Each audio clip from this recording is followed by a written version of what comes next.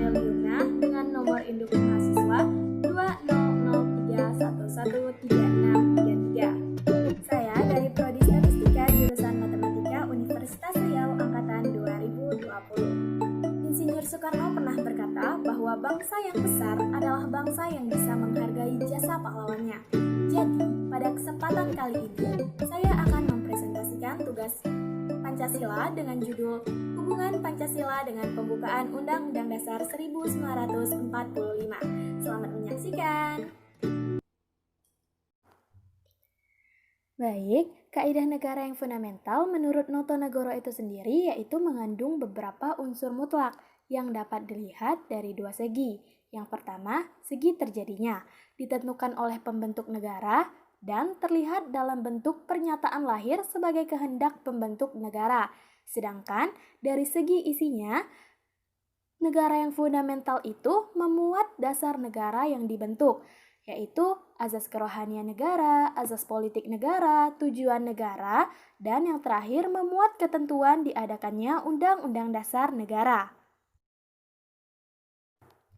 Berdasarkan hal tersebut, maka pembukaan UUD 1945 memenuhi syarat unsur yang mutlak. Kenapa demikian?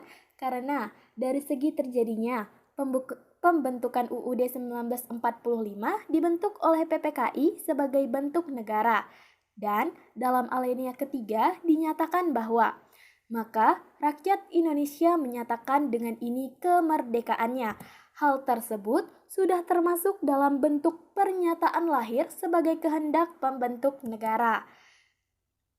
Sedangkan berdasarkan segi isinya, pembukaan UUD 1945 mengandung 4 hal. Yang pertama, azas kerohanian negara, tercantum dalam alinea keempat dengan bunyi dengan berdasar kepada ketuhanan yang Maha Esa. Azas politik negara yang tercantum dalam alinea kedua dan alinea keempat, tujuan negara yang tercantum dalam alinea keempat, dan ketentuan diadakannya Undang-Undang Dasar yang tercantum juga dalam alinea keempat dengan bunyi dalam suatu Undang-Undang Dasar Negara Indonesia.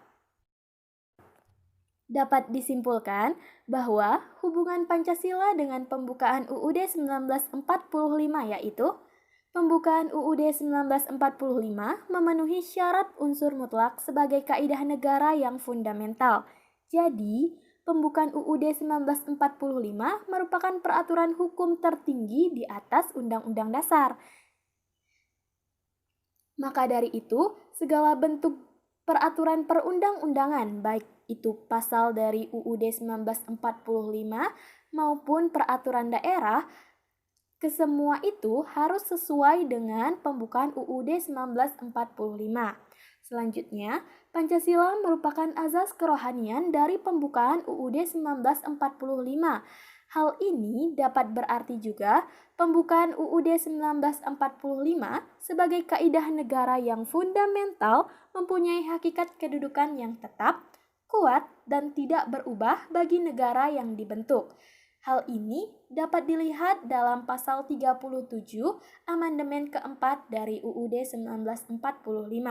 Dari ayat 1 hingga ayat 5 hanya dijelaskan bahwa perubahan-pengubahan pasal-pasal Undang-Undang Dasar.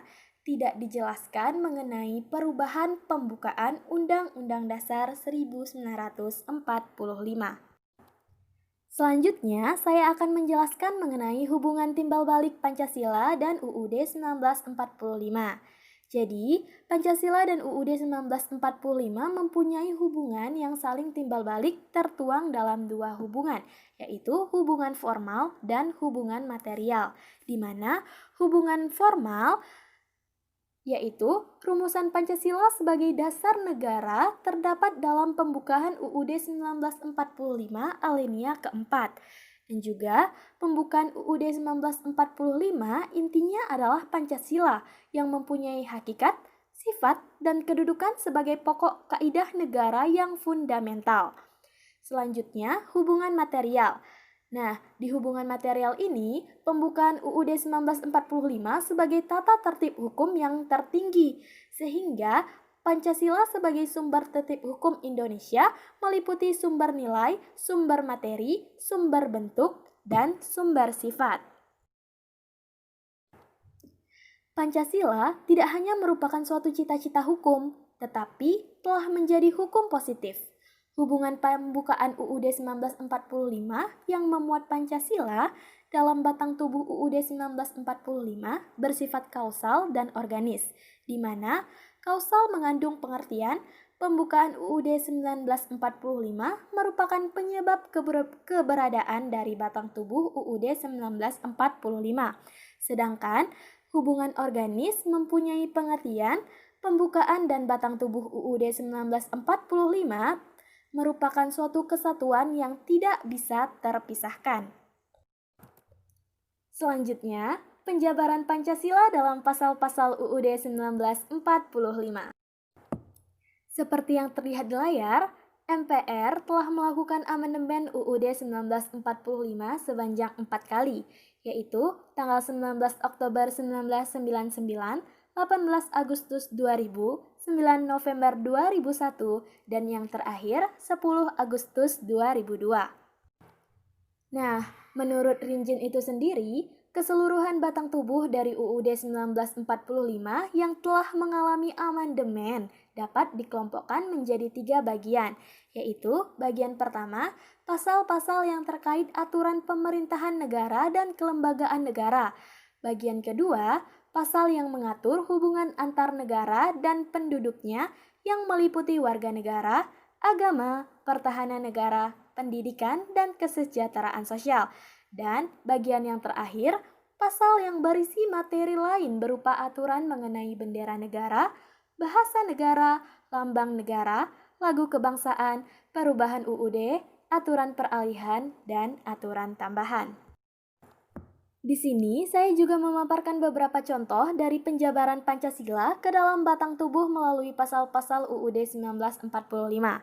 Seperti yang terlihat di layar, sistem pemerintahan negara dan kelembagaan negara tersebut tertuang dalam beberapa pasal, yaitu pasal 1 ayat 3, pasal 3 dari ayat 1 hingga ayat 3.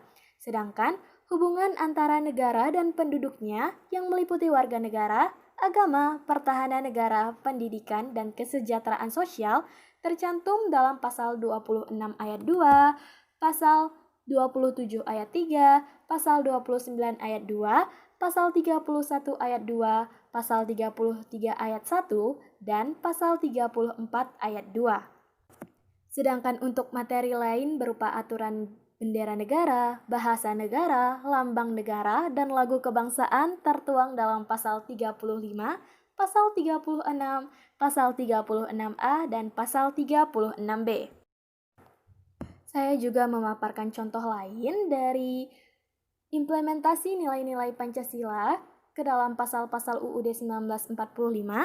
Dapat dilihat di layar bahwa dari nilai sila pertama hingga nilai sila kelima semuanya tercantum juga dalam pasal-pasal UUD 1945.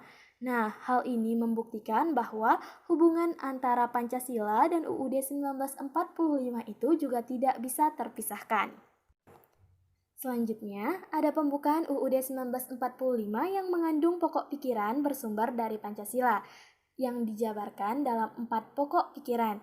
Pokok pikiran yang pertama, negara melindungi segenap bangsa dan seluruh tumpah darah Indonesia dengan berdasarkan azas persatuan. Pokok pikiran yang kedua, negara hendak mewujudkan keadilan sosial bagi seluruh rakyat Indonesia. Pokok pikiran yang ketiga, negara yang berkedaulatan rakyat berdasarkan atas kerakyatan dan permusyawaratan perwakilan. Sedangkan pokok pikiran yang keempat, negara berdasarkan atas ketuhanan yang Maha Esa menurut dasar kemanusiaan yang adil dan beradab. Dan sampailah kita kepada implementasi Pancasila dalam pembuatan kebijakan negara. Implementasi yang pertama yaitu implementasi nilai Pancasila dalam bidang politik.